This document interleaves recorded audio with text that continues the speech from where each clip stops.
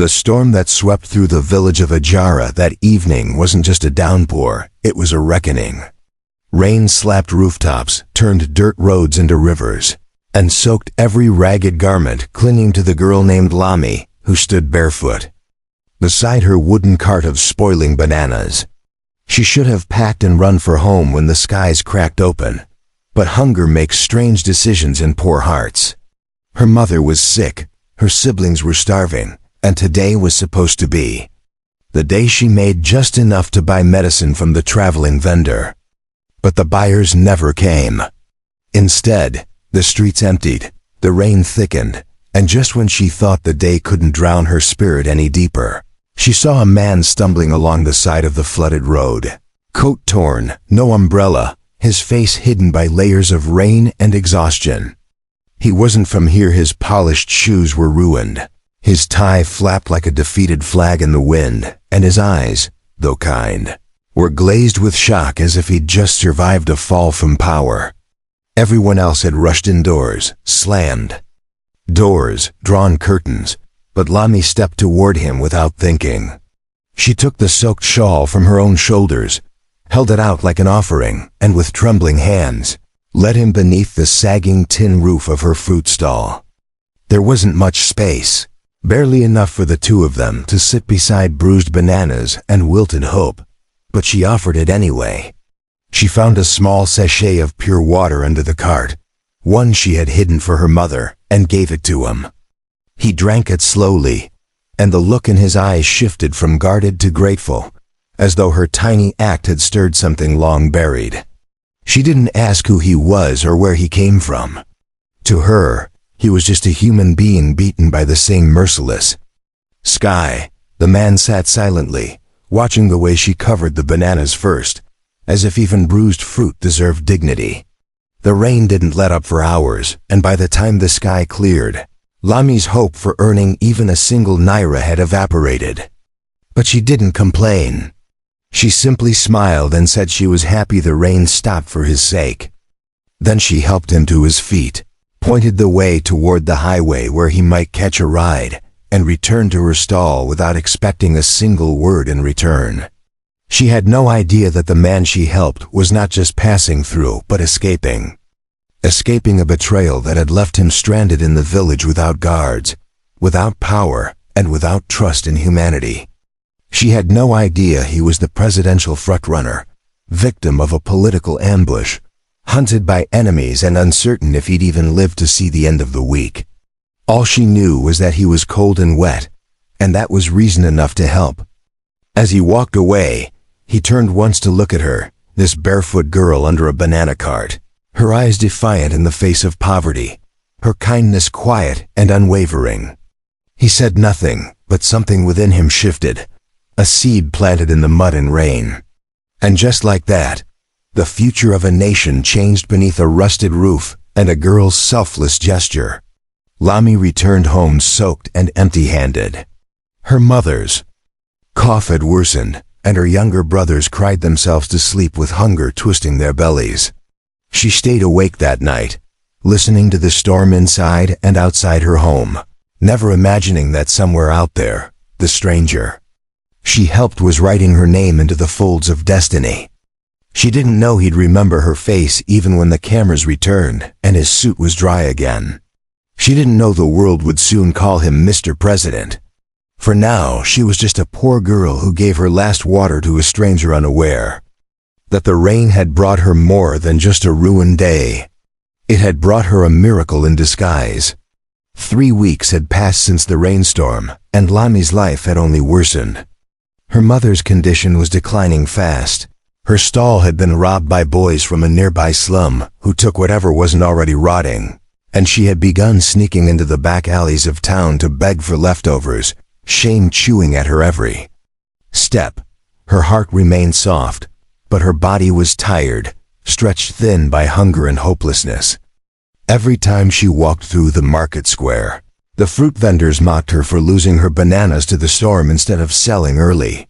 They didn't know about the stranger she had sheltered. They wouldn't have cared. In their world, you survive by taking, not by giving. And yet, Lami clung to the memory of that man's eyes, that quiet look of gratitude. She never saw him again and assumed he had vanished like every other good thing in her life. Then, on a blistering hot afternoon when the village was napping in the heat, something strange happened. Black SUVs rolled into Ajara, the kind no one ever saw this far into poverty. They stopped at the town square, engines humming like restrained. Thunder, and men in suits stepped out, not police, not soldiers, but something else. People began gathering, murmuring, shielding their eyes as a tall man emerged from the center car. Lami watched from a distance, clutching a bowl of used clothes. She was trying to sell. It wasn't until he removed his sunglasses that her breath caught. It was him, the same man she had offered her shawl to. Only now he was clean, composed, surrounded by security, his aura no longer desperate but powerful. Whispers flew through the crowd. He's the new presidential candidate. He disappeared for days, thought he was dead, said he was in a remote village ... But he wasn't here for speeches, he didn't wave or smile. Instead, he walked through the market until he stood in front of her. Lami, barefoot and burnt by the sun, didn't know whether to bow or run. Her legs refused to move. The man nodded to his guards, who backed away, and then he took something out of his coat, a small pendant, rusted and blue, the one she had used to tie her shawl. He had kept it. And now he handed it back, as if returning something sacred. The crowd didn't understand, but Lami did. Her hand trembled as she took it, and then, with no words exchanged, he gestured for her to follow. The next thing she knew, she was inside a chilled SUV, the air smelling of leather and cologne, her world spinning like a dream unraveling too fast. They drove past fields, past towns she'd only heard of, into the capital itself where buildings kissed the sky and roads gleamed like rivers of glass.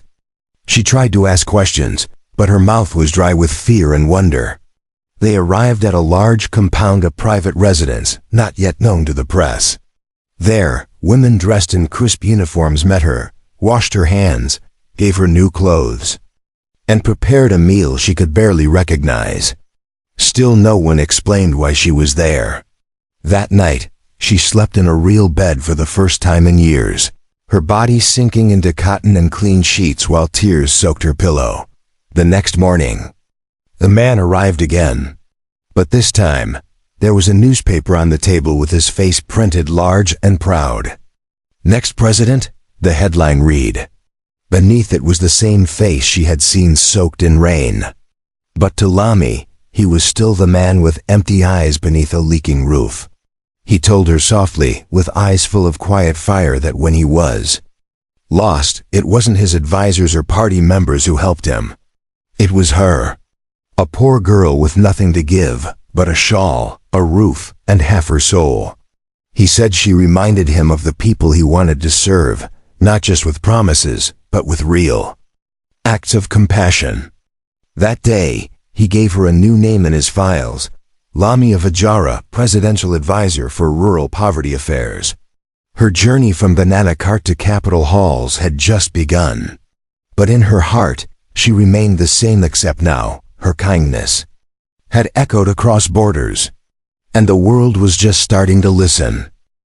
Lami stood in a room full of mirrors, each one reflecting a version of herself she barely recognized. New clothes, clean skin, polished shoes, and yet the same cautious eyes that once watched fruit rot in the rain.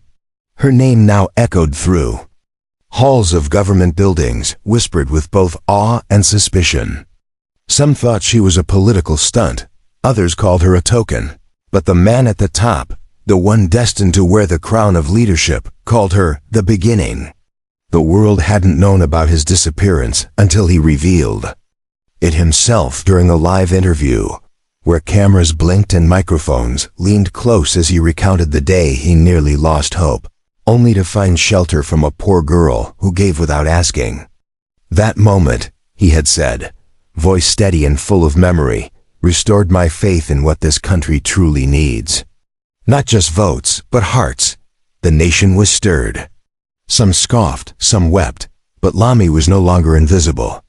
She now sat beside ministers twice her age and 10 times her wealth, helping design rural development projects, refusing luxury, and insisting on visiting every village where the dust of neglect still choked children's laughter.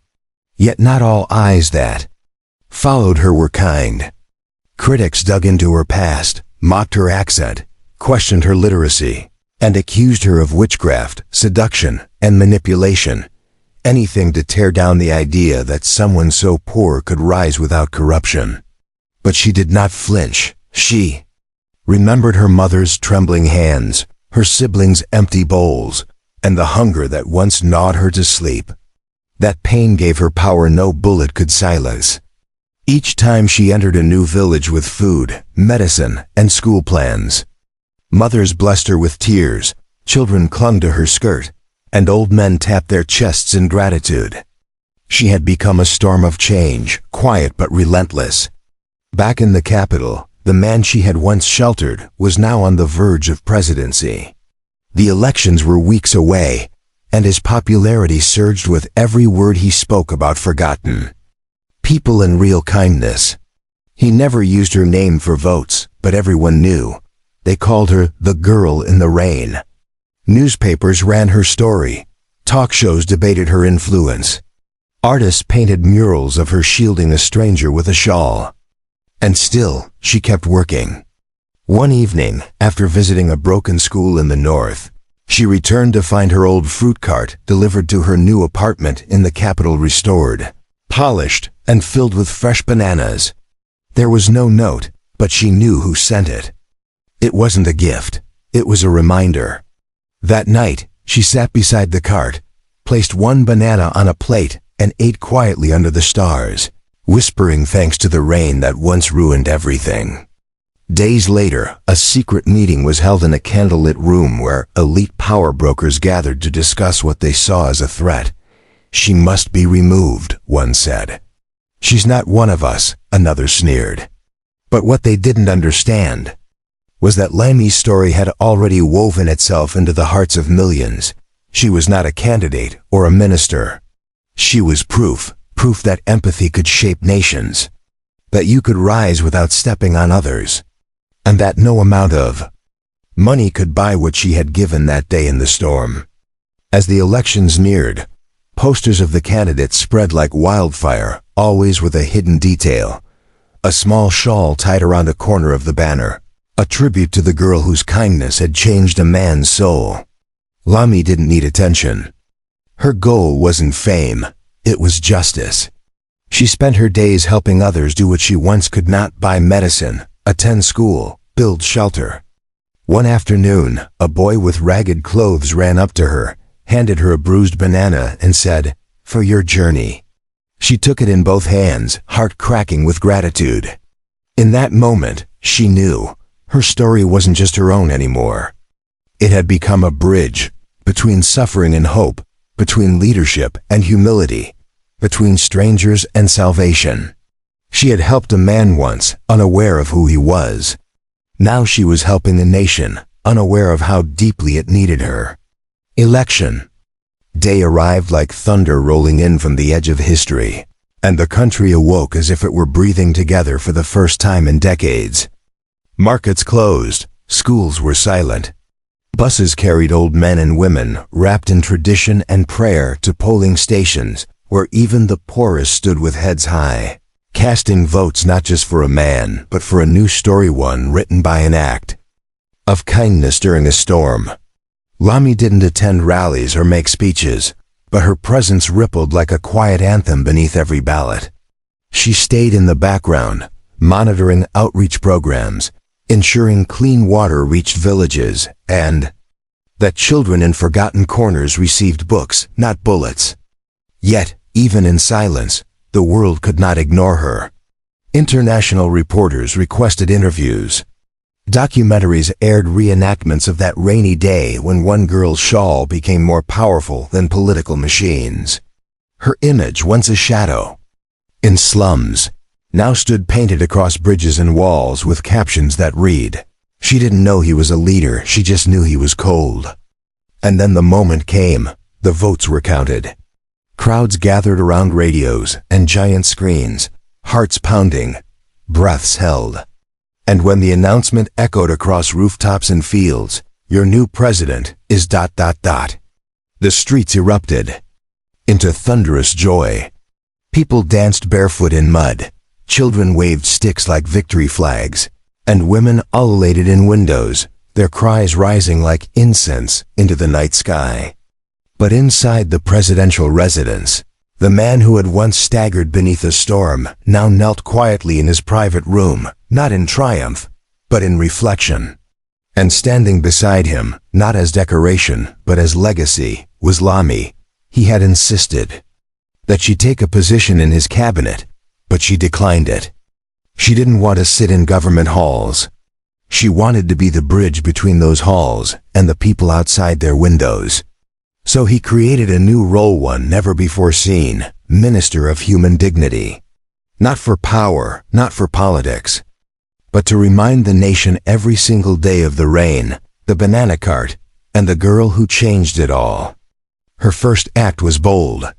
She ordered that a portion of the presidential gardens be removed and replaced with stalls, fruit stalls, sewing benches, a small cart made exactly like hers, with free daily supplies for women who couldn't afford to start their hustle. Every morning, those women arrived with trembling hope, unaware they were walking the same path Lamy once had.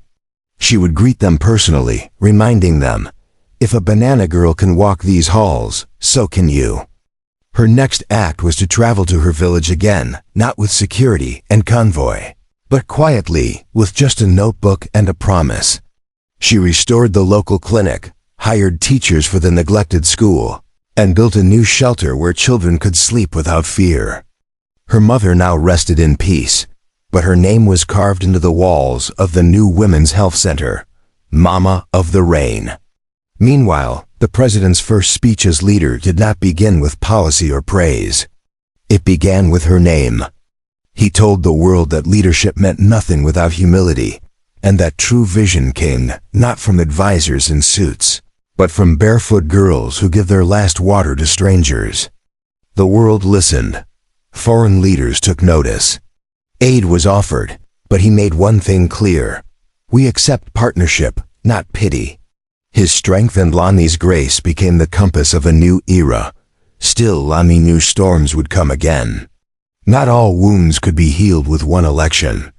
But every time she passed the fruit cart in the garden and saw a girl arranging her goods, lips moving in silent prayers, Lamy remembered why she had stepped forward into that rain. Not for reward, not for witness, but because even the smallest hand, when extended, can alter the course of nations.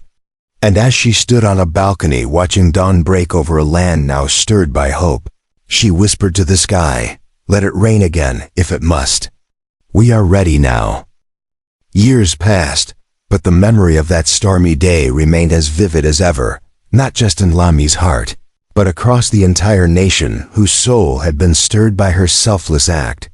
Her name was now etched into textbooks, sung in classroom poems, and whispered in bedtime stories where children learned that kindness wasn't weakness, it was power.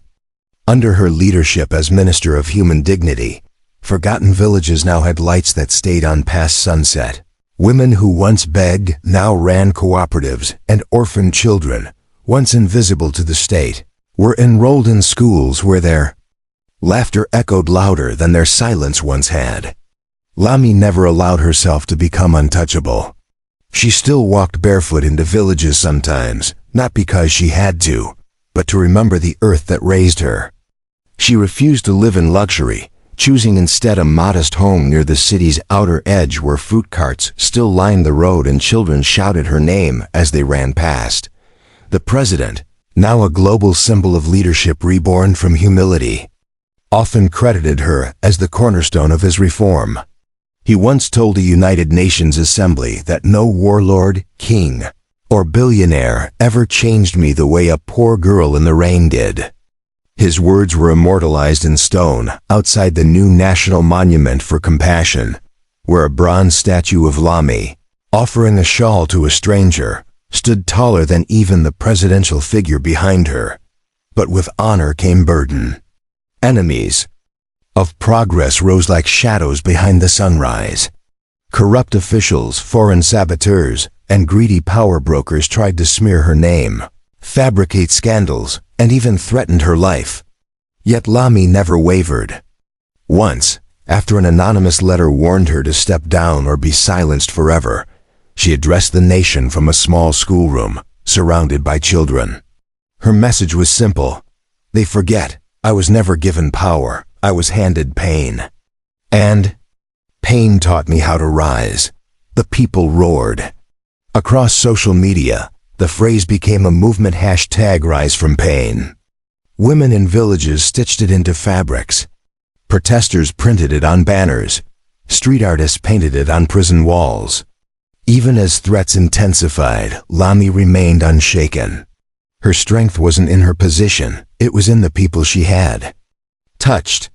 One rainy afternoon, she returned quietly to the very spot where her journey had begun, the market in Ajara, where her banana cart once stood in the mud. Nothing remained of that old stall, but in its place was a large stone plaque with her name carved beneath the words, "This is where hope found shelter." An old woman, wrinkled and bent, shuffled over and handed her a single banana wrapped in cloth. "For luck," she said. Lamy wept for the first time in years. Not because of sorrow, but because life had come full circle, and the ground that once held her hunger now held her legacy. In the final days of the president's second term, as he prepared to step down, he made a request no one expected. He wanted Lamy to run for office. The idea shook the nation. A girl who once slept on floors, who had no political dynasty or foreign degree, now being asked to lead. At first, she refused.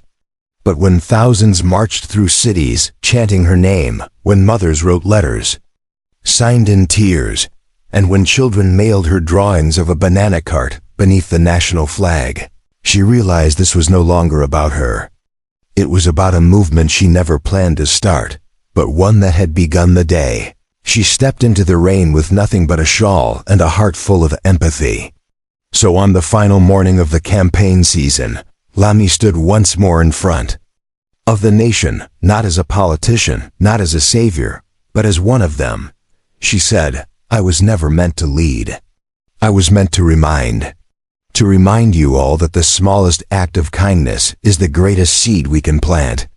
And if I am here today, it is because the rain once came and I did not run." That night, the skies opened once more, not with thunder, but gentle rain, soft as a blessing. And as people danced beneath it, they knew the story was no longer about a girl who helped a stranger. It was about a country that helped itself, because one poor girl had shown them how.